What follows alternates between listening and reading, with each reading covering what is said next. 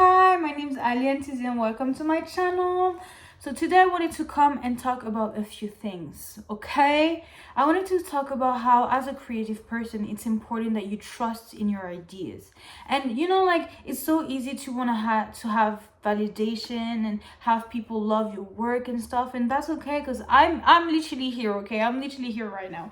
But at the same time, I'm learning and coming to the realization that I need to trust in my ideas more. I need to believe in my ideas. And you know how people say that like it's only when you start believing in yourself that like other people are gonna start believing in yourself, which I hate, by the way. Which I hate because when I wasn't believing in myself, I needed people to also believe in me, okay, so why is it like that? I also needed help then, okay? But also I realized that not having support when I needed it kind of helped me build the confidence that I'm building today. Because I don't want to say that like, oh my god, like I'm so confident in my work today, but I'm more confident than I was yesterday, and I'm probably gonna be more confident tomorrow.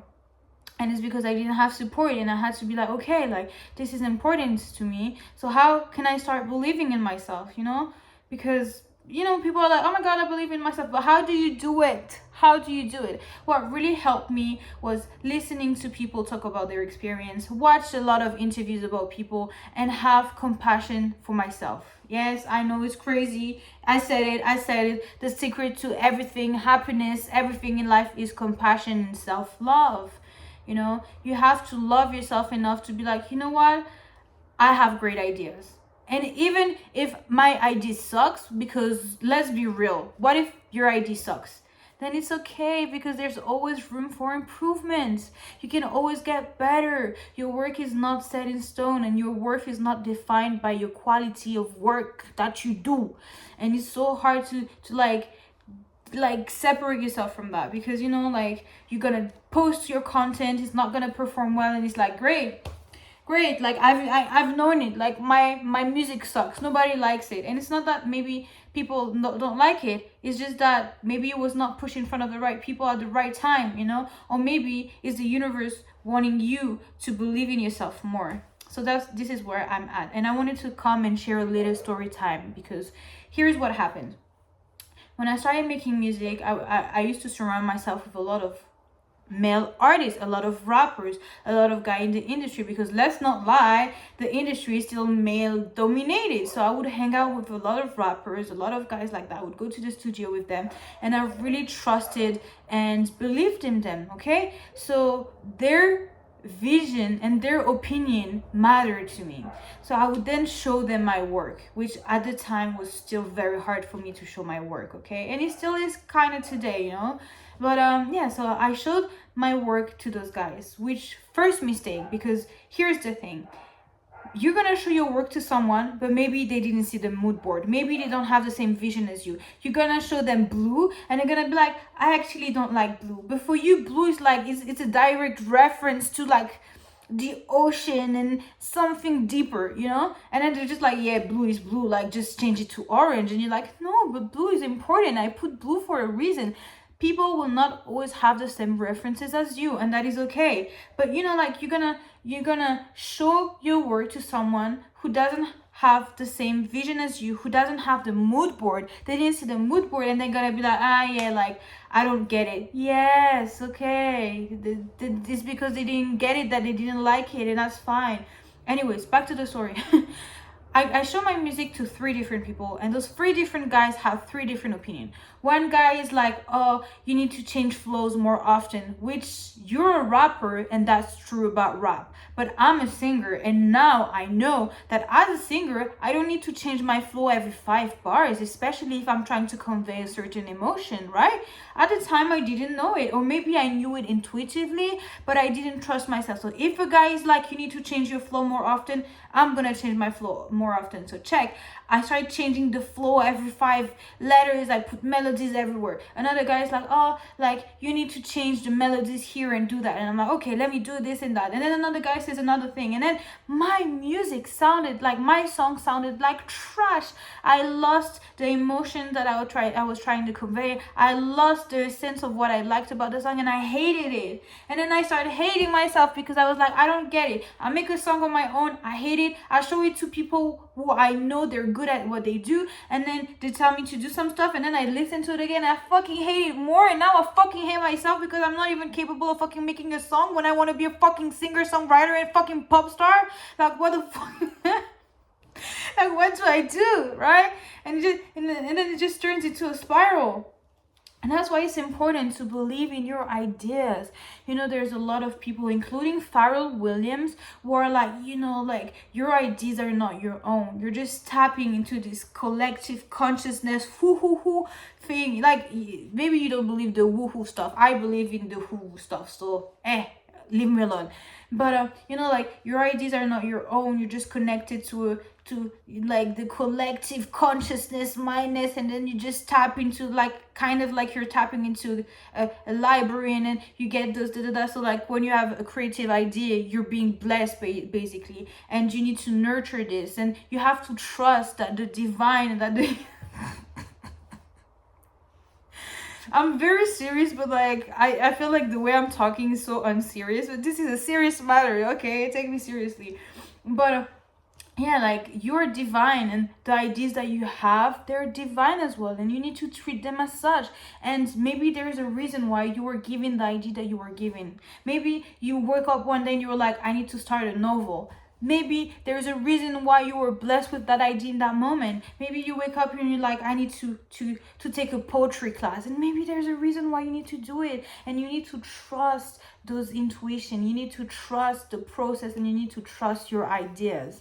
But let's also talk about, like, what if I make something and it sucks? Because let's be real. Like, you might do something and it might suck.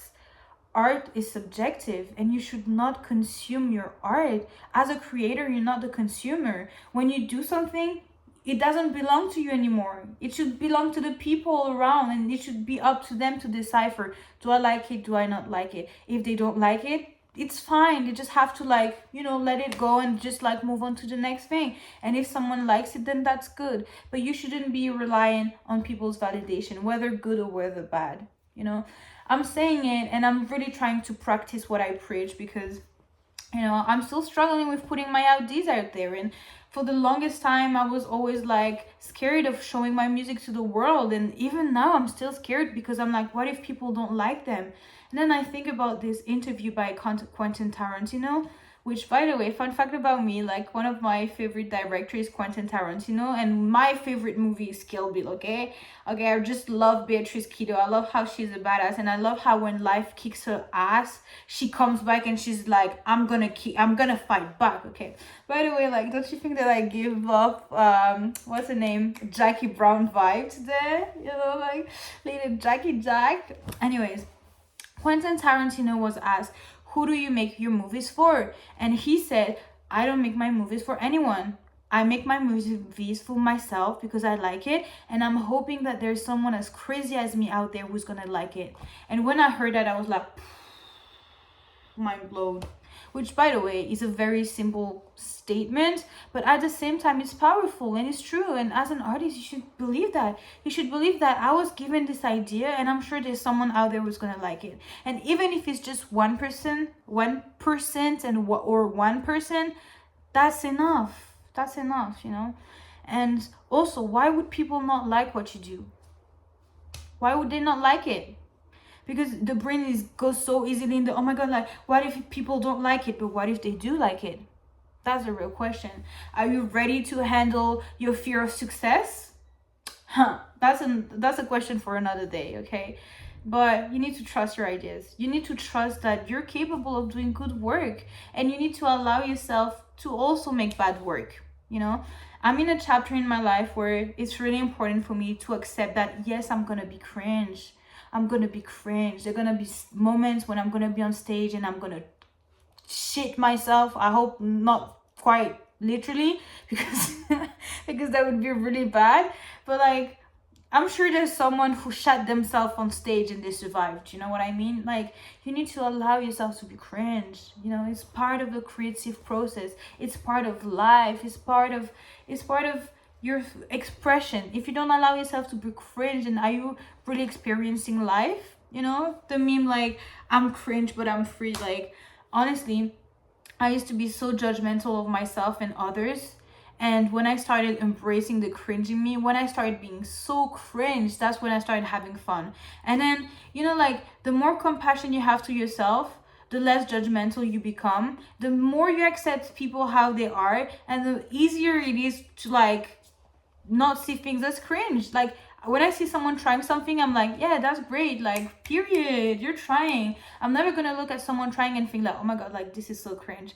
And I hate when, like there's gonna be an artist who's gonna, like, it happens a lot, especially in music, right? Because I think it's hard to make good music, but like, an artist is gonna make music, and then people are gonna be like, oh my god, this song is so trash, like, you need to give up, like, blah blah blah blah. And people are so mean. But it's like, have you ever heard, like, the first project of your favorite artist? Maybe it wasn't that good, because like, they got there by practicing and by being consistent and showing up and not giving up.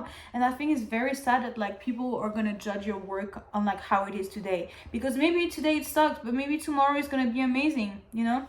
And maybe if people told you today that it was amazing, you wouldn't try to make better work. You'd be like, oh yeah, that's great, everybody likes what I do, so it means that, like, I'm perfect, so, like, I don't need to improve. But the fact that maybe you're not getting the praise that you want, maybe it's also a sign that, okay, like, I can explore my creativity more, and I can do better.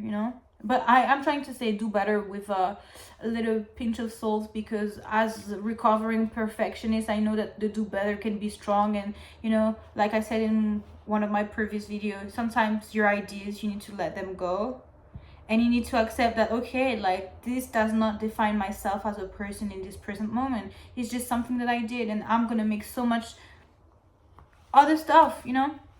But yeah, don't let people's idea of you dictate how you're gonna make art.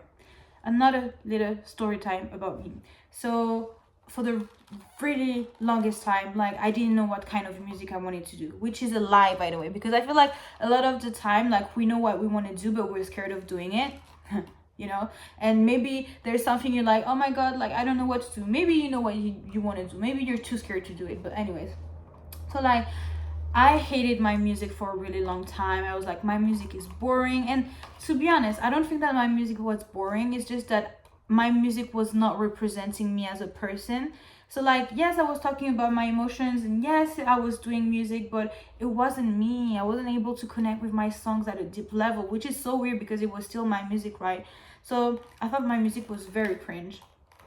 And then an opportunity came for me to showcase my music, and I was like, okay, maybe I'm not ready, but I'm still gonna apply to this thing. So it was a call for artists, for a program to develop artists for, like, I think it was like a year or something. And I applied to that, which, by the way, like, I was so unready. Like, my demos were so poorly recorded, and I don't even know how they saw the potential in what I said, because it was so poorly made. And do you see, like, how I'm talking so negatively of myself? Like, this needs to go to the trash. Anyways, but yeah, I sent my demos, and I didn't get in for the program, but they said, hey, like, we liked what you did, and we would like you to perform at one of the festival we're gonna host. And I was like, oh my god, this is so great. And I was so happy, and I was over the moon. And this is your sign, by the way, that, like, sometimes you might think that you're not ready, but you're actually more ready than you think you are. You know what I mean? Anyway, so I'm getting ready for the show, and 3 months before the show, my laptop dies and never turns on ever again. And because I didn't back up, because I didn't save my music in any other thing, I lost everything. I lost the instrumentals, I lost the lyrics, I lost the songs, I lost everything. And I was like, wow, great, what do I do now?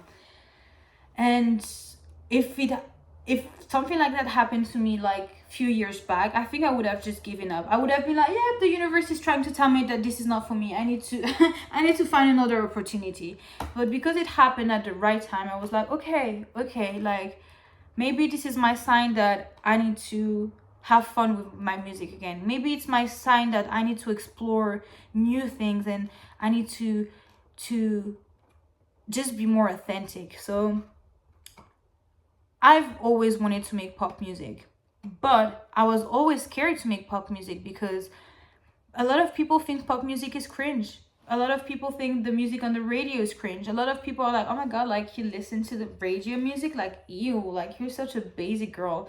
And to me, pop music doesn't have to be basic. And we have a lot of queens and kings and people who are killing it in the pop sphere, or you know, like I don't think they're basic, but a lot of people are like, oh my god, like pop music, like you don't want to listen to like a gorilla making now a nose like in a suburb of Australia, like you like I only listen to underground sounds, like so underground like you wouldn't even fucking find it if I made it listen to you, whatever.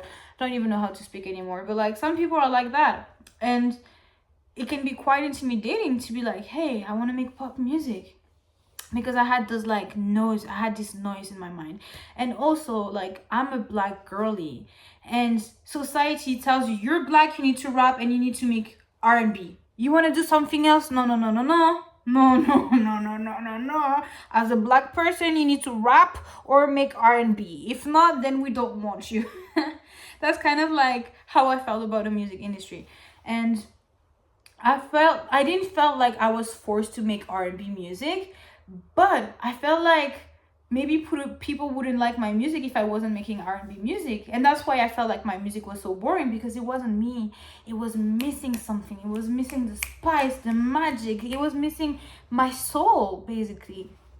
So laptop dies, the show is in 3 months. I'm like, okay, I want to make pop music. And I started to think back when I was a child, how like I started reconnected with my inner child. I started thinking about like what did I enjoy doing when I was a child. And I remember like loving pop music, and I remember like learning the choreographies, and I loved pop and like all of that. And I was like, wow, like I wanna have that again. I wanna have that spark in my life. And I was like, I need to make the music that's gonna bring that spark back. And for me it was pop music.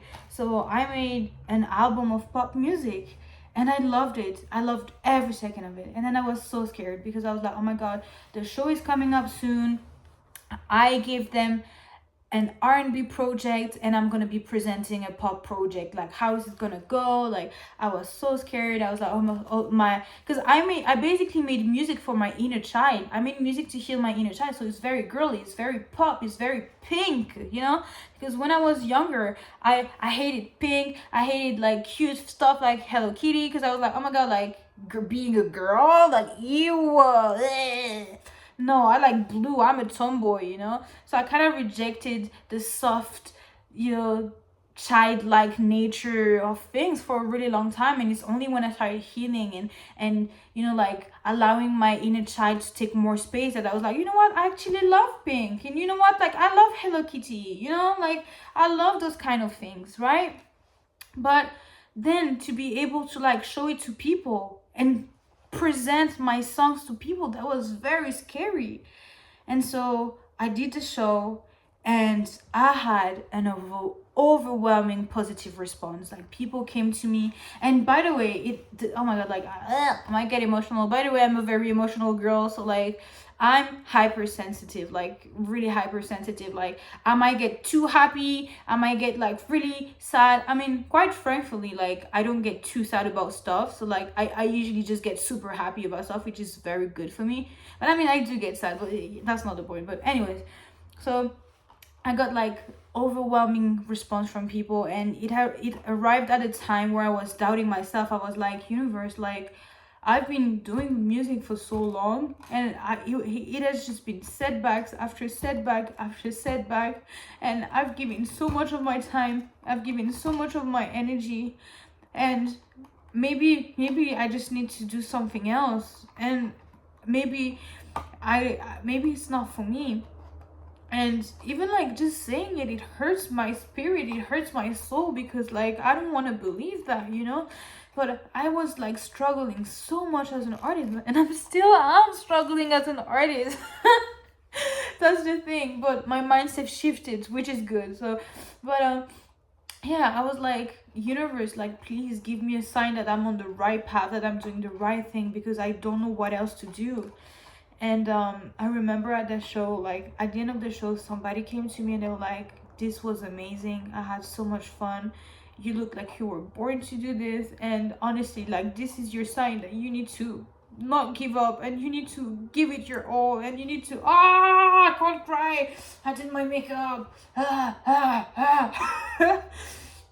but yeah, they were like, yeah, this is your sign that like you shouldn't give up, you need to keep going. And you know, it's crazy how sometimes like the universe is literally gonna send people in your life who are gonna tell you stuff like that. And oh my god, like the tear fell, no, not my foundation, my foundation.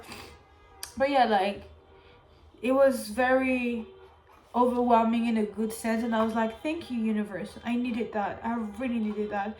And to be on stage and for the first time like singing my songs and with my costume and the light and everything, it was so beautiful. And I was like, wow, like I genuinely want to do this for the rest of my life. But I don't know how, and I still don't really know how. You know, like this journey is like, I think any creative journey is hard. Any journey, like even if you're an entrepreneur, I'm sure it's hard. And that's also why I wanted to make this channel, to show you the behind the scene and be real with you, like, because it's not always glitter and gold. It's not always like, oh my god, I had a show and it was amazing. It's a lot of fuck, like when is gonna be my next show, like what if people hate what I do. But I feel like in all of those setbacks and all of these failures, there's a lot of room for improvement, self-love, compassion, and it's a learning curve. And I saw a TikTok of a guy saying that a setback is a setup for a better comeback, and that needs to be my mantra now. That needs to be my mantra now. A setback is a setup for a better comeback, and I really want to believe it, you know. And in that moment, you know, when my laptop died, because by the way, I'm a broke girly, I didn't have the money to fix my laptop, and my laptop is still not fixed to this day. But it felt like a setback. I was like, universe, like why are you doing this to me? Like I've worked so much, because I lost over 100 songs. I was like, I worked so hard to make those songs, and I lost everything overnight. Like, is this my sign that I need to quit? Like, that's literally what I thought for a moment. I was like, is this my sign that I need to quit?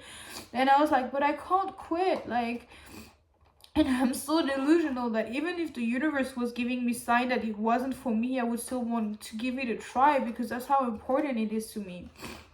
But looking at it now, I'm realizing that it was a blessing, because if my laptop didn't die, then I would have presented to people some songs that I wasn't passionate about. I would have presented songs that didn't really connect with me, and because I lost everything, I was able to start from scratch.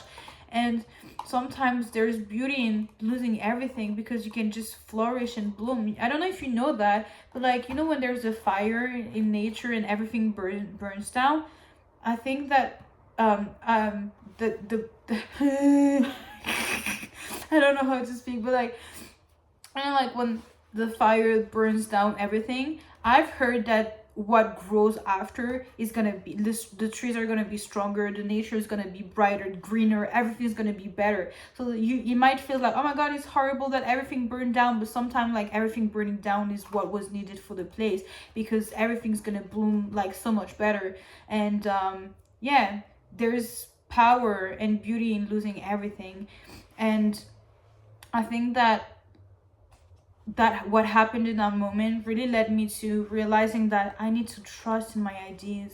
I need to believe in myself. I need to believe in my art. And I remember like people being like, oh my god, when is this gonna come out? Like, I really like this song, this was dope. And I was like, oh my god, like I'm so grateful, because I thought people would hate it. And it's insane how like when you're an overthinker, your mind can go to dark places. Because in my mind I was like, what if I go on stage and people start booing me? What if I go on stage and people start throwing tomatoes at me?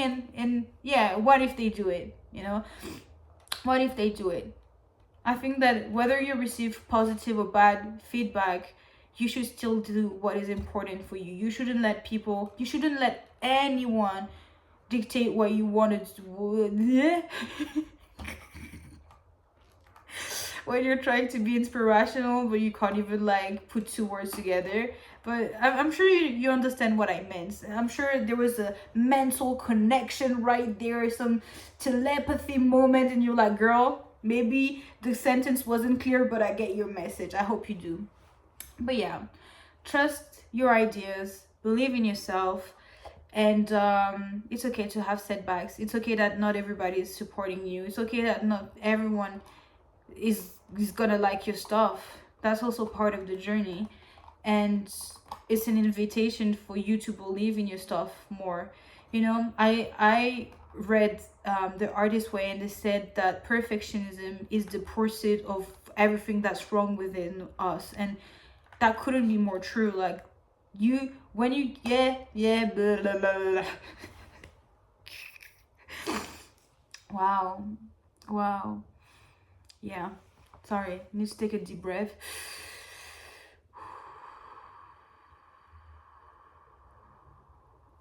Yeah,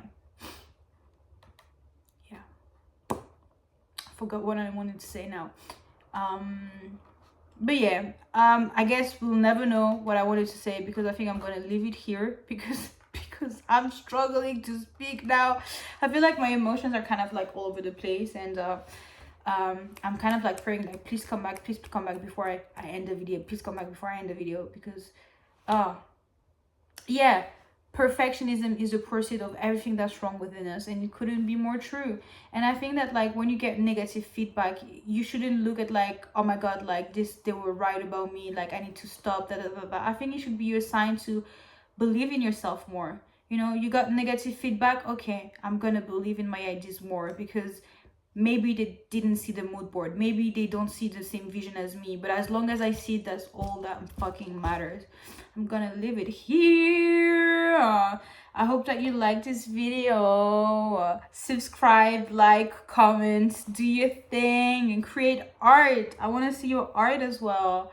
And yeah, follow me on Instagram at ali_ntz, and I will see you soon. Bye, love you. Mwah.